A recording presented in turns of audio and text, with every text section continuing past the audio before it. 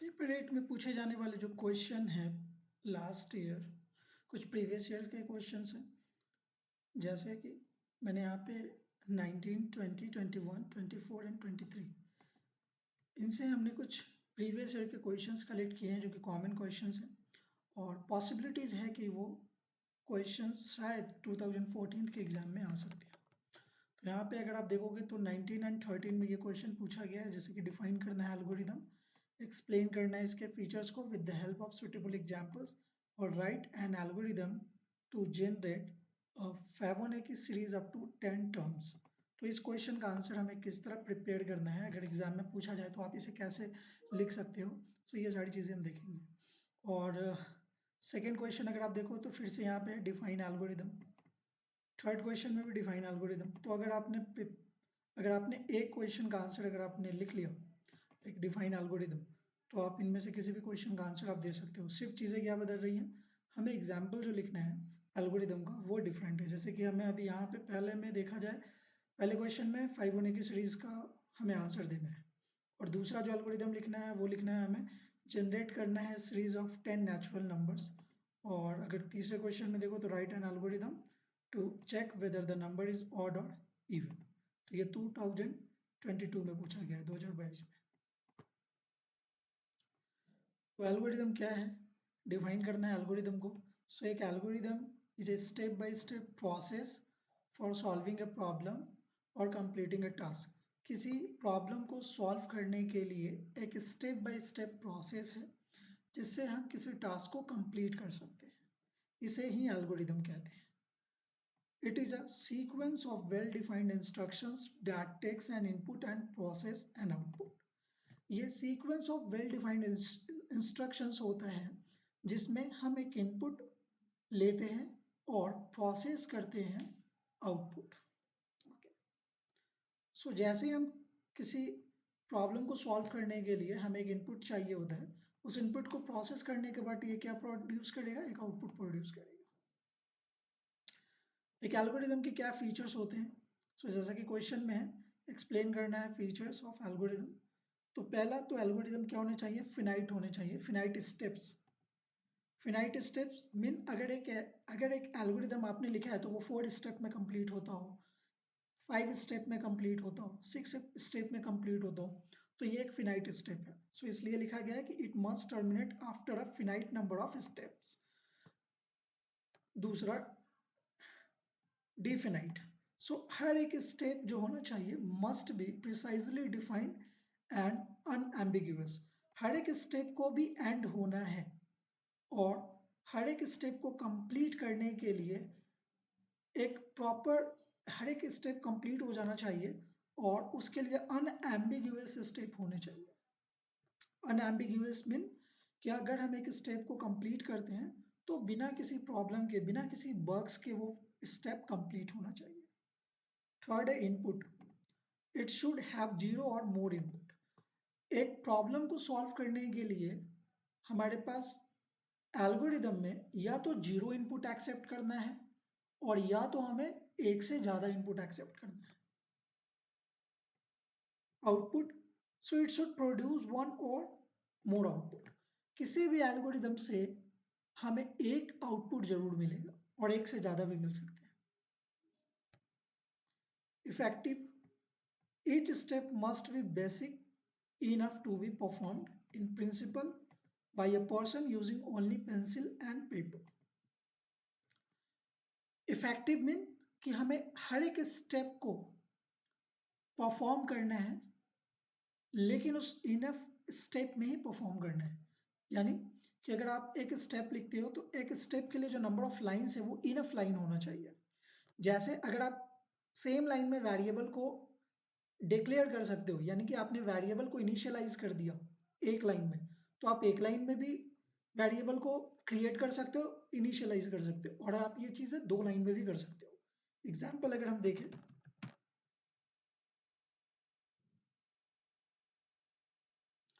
तो हमारे पास step enough होने चाहिए। जैसे मुझे एक वेरिएबल क्रिएट करना है इंटीजर नंबर, तो मैंने यहाँ पे एक वेरिएबल क्रिएट कर लिया, ओके।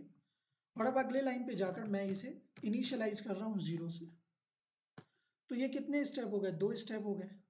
अब इसी 2 लाइन को मैं एक लाइन में लिख सकता हूँ, इंटीजर num इक्वल 0। तो यहाँ पे हमारे पास हर एक स्टेप में जो नंबर ऑफ लाइन होने चाहिए वो भी क्या होने चाहिए? इनफ होने चाहिए। यहाँ पे 2 लाइन को हमने कंबाइन कर दिया है एक सिंगल लाइन में। सो ये 2 लाइन कंबाइन हो जाता है सिंगल लाइन में। तो ये है इफेक्टिवनेस।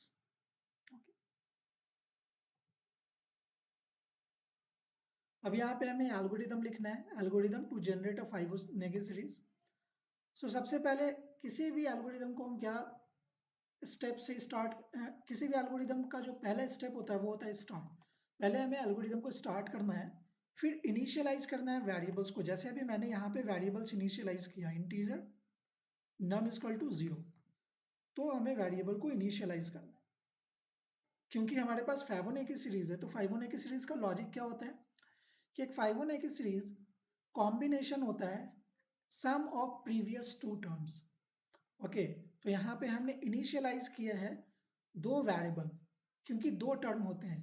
तो पहला वेरिएबल 0 है, दूसरा वेरिएबल का वैल्यू 1 है, और यहाँ पे नंबर ऑफ टर्म्स को हम ऐड करेंगे, सम करेंगे उनका। नेक्स्ट हमें क्या करना है? प्रिंट करना है ए एंड बी, ताकि हम प्रीवियस वैल्यू डिस्प्ले करा पाए कि प्रीवियसली वैल्यू क्या था। तो जब पहली बार ये एल्गोरिथम स्टार्ट होगा तो इसमें ए के लिए वैल्यू प्रिंट होगा 0, बी के लिए प्रिंट होगा 1।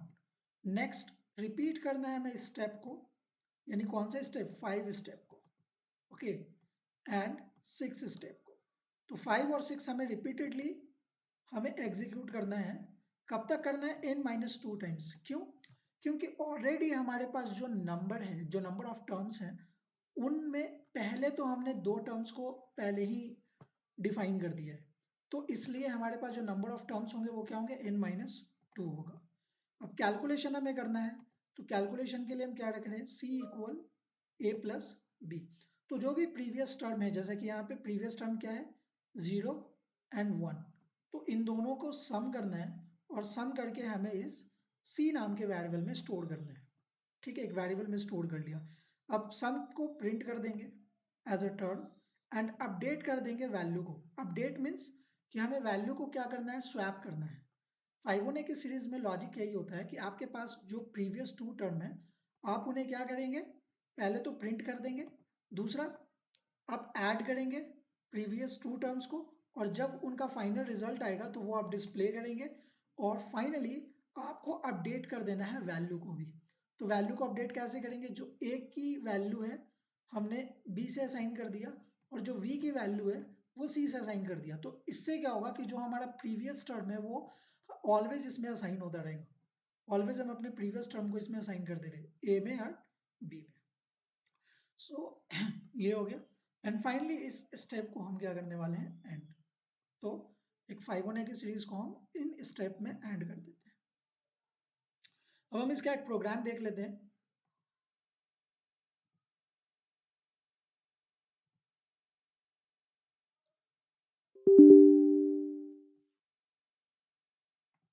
सो ये फाइबोनेकी सीरीज, सबसे पहला स्टेप वन में हमने क्या किया है? प्रोग्राम को स्टार्ट किया है, तो इनिशियलाइज कर रहे हैं, तो हमने इनिशियलाइज कर लिया। a equal 0, b equal 1, n number of term, c calculate करना है वैल्यू को। स्टेप 2 में इनिशियलाइज करना था वेरिएबल में, तो इनिशियलाइज तो ऑलरेडी हम कर चुके हैं। सो ये स्टेप में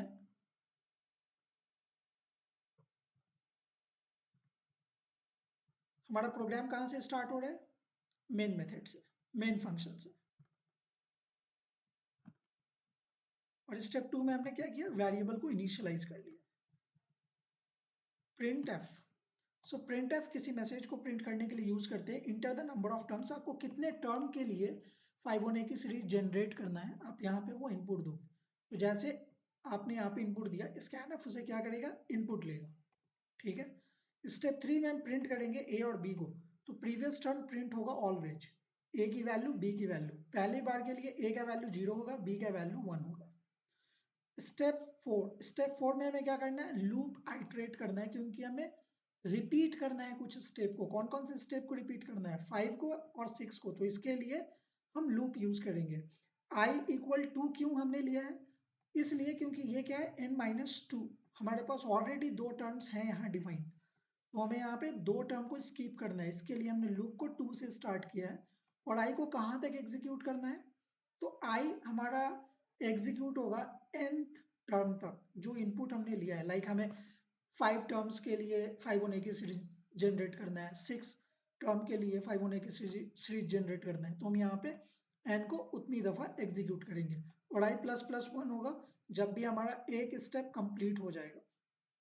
ओके, लूप का 1 साइकिल कंप्लीट होगा तो i की वैल्यू बढ़ेगी, फिर दूसरा साइकिल कंप्लीट होगा, फिर तीसरा साइकिल कंप्लीट होगा। सो इस तरह, तो हम स्टेप 5 में क्या कर रहे थे, कैलकुलेट कर रहे थे a और b की वैल्यू को, तो हम कैलकुलेट कर लेंगे। स्टेप 6 में क्या कर रहे हैं, प्रिंट कर रहे हैं, तो हमने यहाँ पे c की वैल्यू प्रिंट कर दिया जो कैलकुलेटेड वैल्यू है। और अपडेट, तो हमें वैल्यू को स्वैप करना होगा, ये स्वैप का प्रोग्राम है। जैसे अगर आप देखोगे तो यहाँ पे हमने क्या किया, a की जो वैल्यू है, सॉरी, जो a वेरिएबल है, हमें उस वैल्यू को, यानी कि जो प्रीवियस टर्म है, अब हमें उसे चेंज करना होगा। तो b की जो वैल्यू है वहां हम असाइन कर देंगे c में, और b की जो वैल्यू, b में जो, सॉरी, c में जो वैल्यू है वो हम असाइन कर देंगे b में, और ये प्रोग्राम हो जाएगा स्टेप 7 एंड। अब हम इसे एग्जीक्यूट करते हैं और देखते हैं हमारा आउटपुट क्या होता है। बिल्ड एंड रन पे क्लिक करेंगे।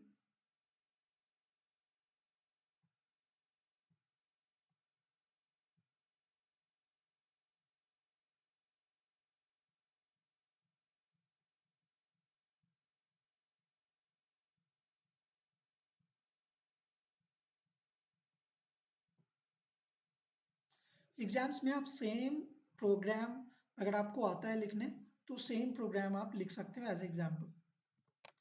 तो मेरे को 5th टर्म के लिए 5 होने की सीरीज जनरेट करना है, तो ये मैंने 5th टर्म के लिए किया। अब ये किस तरह एग्जीक्यूट हो रहा है, तो अगर आप पहले टर्म काउंट कर लीजिए, ये है 1 2 3 4 एंड 5, तो ये 5th टर्म के लिए यहाँ पे हमने 5 होने की सीरीज को जनरेट किया है। अब ये क्या करता है, नंबर को ब्रेक करता है। अब जैसे मुझे यहाँ पे i की वैल्यू क्या है 2, तो जब i की वैल्यू 3 होगी तो ये 3 से स्टार्ट करेगा। ओके, ये 3 से स्टार्ट करेगा, तो यहाँ पे i की वैल्यू जो है वो 3 से स्टार्ट होगा। अब यहाँ पे 5th टर्म के लिए ये जो आउटपुट है वो डिस्प्ले हो गया। 5 होने की सीरीज को हमने 5th टर्म तक प्रिंट किया। अब हम उसका ड्राई रन देखते हैं।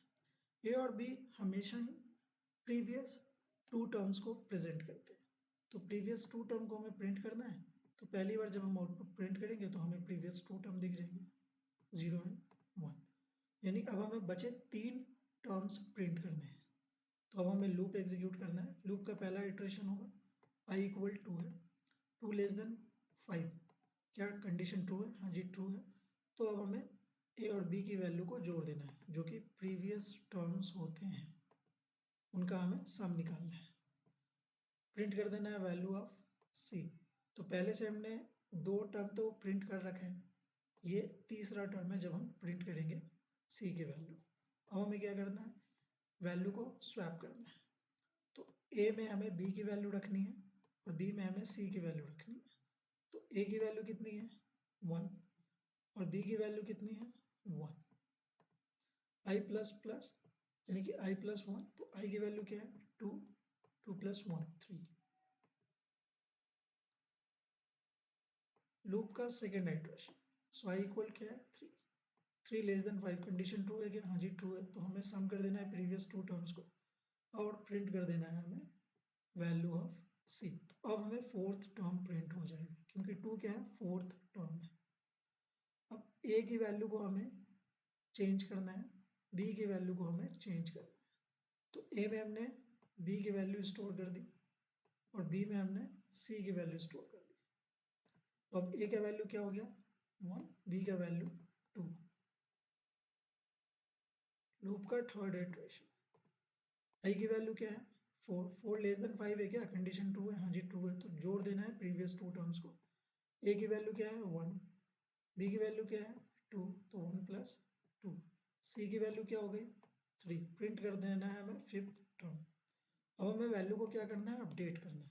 तो a में हमने b की वैल्यू रखनी है और b में हमें c की वैल्यू रखनी है। तो अब अगर हम यहाँ पे रखें तो ए की वैल्यू क्या हो जाएगी, बी में क्या है पहले से, तो पहले से है 2 और बी में स्टोर करना है सी की वैल्यू, तो सी में क्या है 3। तो अगर हम अगले टर्म प्रिंट करते हैं तो इसके लिए हमें इन दो वेरिएबल्स की जरूरत होती है। नेक्स्ट, तो फाइनल आउटपुट तो हमारा आ गया। अब क्या है कि लूप एग्जीक्यूट होगा या ब्रेक होगा। तो अब आई की वैल्यू हो गई है 5, अगर हम कंडीशन चेक करें 5 लेस देन 5, तो ये कंडीशन क्या हो गया, फॉल्स। कंडीशन फॉल्स होते ही लूप हमारा ब्रेक हो जाएगा। ये था डायग्राम। सेकेंड क्वेश्चन देख लेते हैं। अब कौन सा एल्गोरिदम है, तो अब हमें एल्गोरिदम लिखना है to check whether a number is odd और इवन। तो एक नंबर ऑड और इवन है, हमें चेक करना है, उसके लिए एल्गोरिदम लिखना है। ठीक है, तो पहला स्टेप क्या होता है, एल्गोरिदम लिखने से स्टार्ट करना है हमें एल्गोरिदम को। उसके बाद प्रोग्राम में हमें यानी कि एल्गोरिदम को क्या चाहिए, इनपुट चाहिए। तो रीड करेगा नंबर, यानी हम कीबोर्ड से एक नंबर इनपुट करेंगे, एनी रैंडम नंबर इनपुट करेंगे, तो वो चेक करेगा हमारे इनपुट नंबर को कि ये नंबर मॉडुलस 2 यानी कि डिविजिबल है 2 से कंप्लीटली और नॉट। तो अगर एक नंबर 2 से कंप्लीटली डिविजिबल है तो उसका जो रिमाइंडर आएगा वो 0 आएगा, तो हमें प्रिंट करना है इवन। और अगर एक नंबर 2 से कंप्लीटली डिविजिबल नहीं है, लाइक उसका रिमाइंडर 1 आ गया, तो वो नंबर ऑड माना जाएगा। तो इस तरह हम इस प्रोसेस को चेक करेंगे। ठीक है, तो स्टेप 3 में हम क्या कर रहे हैं, चेक कर रहे हैं कि नंबर इवन है या ऑड है। और जब ये नंबर इवन और ऑड आउटपुट जनरेट कर देगा तो हम स्टेप 4 में इस प्रोसेस को एंड कर देंगे। सो ये था एल्गोरिदम जहां हमें चेक करना है नंबर ऑड है या इवन। तीसरा, एक एल्गोरिदम है जो जनरेट करता है सीरीज ऑफ 10 नेचुरल नंबर्स। तो 1 से लेकर 10 तक आपको नंबर जनरेट करना है, इसके लिए आपको एक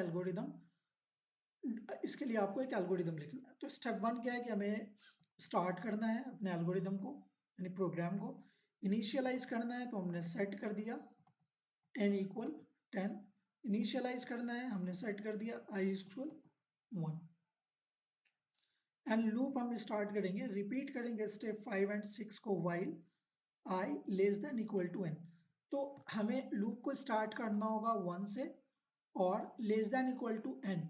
तो जब आप i से स्टार्ट करोगे तो i की वैल्यू क्या है 1, तो यहाँ पे है 1 और लेस देन इक्वल टू 10 जाना है। प्रिंट करना है वैल्यू ऑफ i और इंक्रीमेंट करना है वैल्यू बाई 1 और ये स्टेप हो जाएगा फाइनली एंड। तो अगर हम इसका भी प्रोग्राम देखें तो हमारे पास इसका प्रोग्राम है, कहते हैं नेचुरल नंबर प्रिंट करने के लिए। सिंपल, हमारे पास क्या है, इनिशियलाइज करना है वेरिएबल को, तो हमने इनिशियलाइज कर दिया 10 से और 1 से। एन क्या है, कहाँ तक नेचुरल नंबर प्रिंट करना है 10 तक, और कहाँ से नेचुरल नंबर को प्रिंट करना है, स्टार्ट करना है 1 से। तो ये लूप है जो रिपीट होगा 1 से लेके 10 तक की नेचुरल नंबर को प्रिंट करने के लिए। और प्रिंट करना है वैल्यू ऑफ आई। तो यहाँ पे ये परसेंट डी हमने लिखा है, परसेंट डी इसलिए ताकि आई की जो वैल्यू है वो प्रिंट हो सके इंटीजर में। और ये बैकस्लैश एन है, हर बार एक आउटपुट को प्रिंट करना है नए लाइन पे। इंक्रीमेंट आई बाई 1, तो हम यहाँ पे आई की वैल्यू को क्या कर रहे हैं, इंक्रीमेंट कर रहे हैं बाई 1 इस तरह। और फाइनली इस प्रोग्राम का रिटर्न वैल्यू 0 है, यानी कि यहाँ पे हम प्रोग्राम को क्या कर रहे हैं, एंड कर रहे हैं।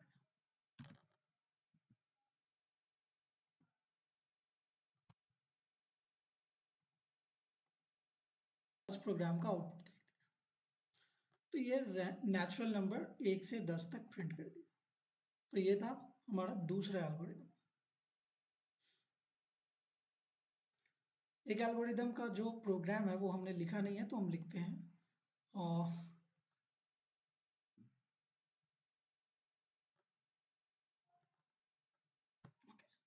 सो अगर आपको एल्गोरिदम दिया है, चेक करना है आपको इवन और ऑड नंबर, तो ये आप कैसे चेक कर सकते हो। तो ये एल्गोरिदम है और इसी स्टेप को हमें सी प्रोग्रामिंग में लिखना है।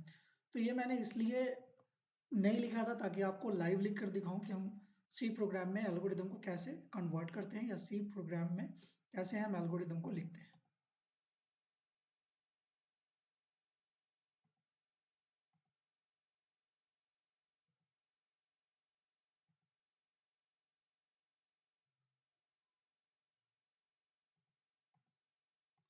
हमें एक नया प्रोग्राम ओपन करना है, नया प्रोग्राम क्रिएट कर लेना है, न्यू फाइल। सो फाइल हमने लिख लिया लाइक चेक इवन और odd .c, open it, hash include stdio.h,